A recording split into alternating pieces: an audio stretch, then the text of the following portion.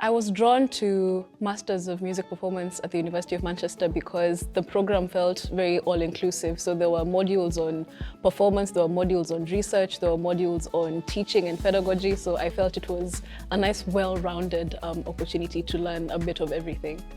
Masters of Music Performance is great at the University of Manchester because there's an opportunity to learn from lots of different people who have vastly different experiences.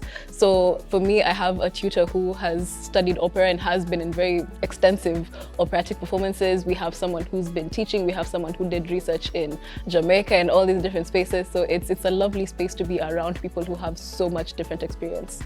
I found this a very interesting question because when I first came into the UK, I thought or I assumed that teaching would be the only way as a musician, because in Kenya, most musicians have to be teachers in some capacity. But I came here, and as I'm continuing with the course and exposing myself to lots of spaces in Manchester, I'm learning that I can work in studio, I can work in radio, I can become a teacher if I want to, and I'm really hoping to get a job in the studio space. So either as a performer, as a studio producer, I'm hoping that that's an opportunity I'll be able to get.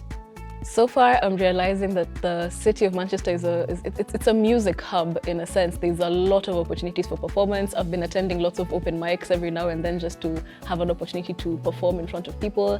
And I've really been enjoying also just observing. So there's a lot of performance spaces, and it's really nice being exposed to different kinds of performances. So back home, there's not so many opera opportunities, there's not so much jazz, and it's nice to be in a space where all these things are readily available to me. And yeah, it's been really encouraging and just amazing being a part of something bigger than myself in a sense of the word.